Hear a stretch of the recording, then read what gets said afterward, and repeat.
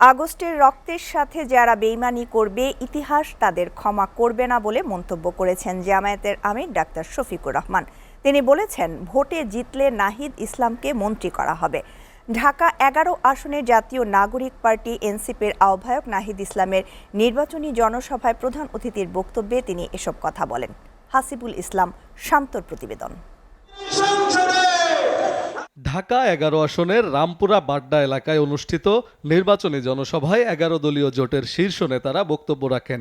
এ সময় আওয়ামী সরকারের পতনের পর দেশের রাজনৈতিক পরিস্থিতি, চাঁদাবাজি ও ভবিষ্যৎ রাজনীতি নিয়ে নানা অভিযোগ ও প্রত্যাশার কথা তুলে ধরেন তারা।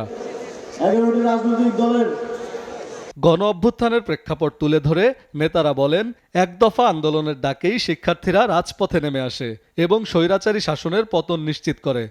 এ সময় জুলাই আগস্ট গণ অভ্যুত্থানের সংগঠক নাহিদ ইসলামকে ঢাকা ১১ আসনের সংসদ সদস্য হিসেবে নির্বাচিত করতে শাপলাকলি মার্কায় ভোট দেওয়ার আহ্বান জানানো হয়।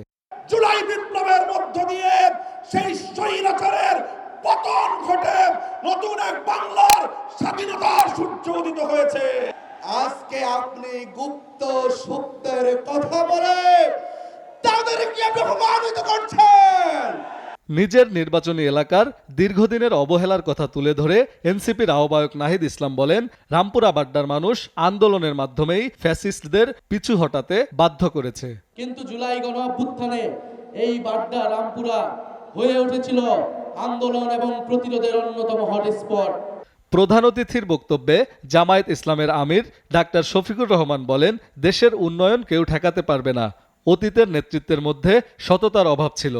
আর আগামীতে আর কোনো রাজনৈতিক দুর্বৃত্ত যদি দেশের টাকা লুণ্ঠনের সেই দুঃসাহস না দেখায়, বাংলাদেশ হু হু করে সামনের দিকে এগিয়ে যাবে ইনশাআল্লাহ।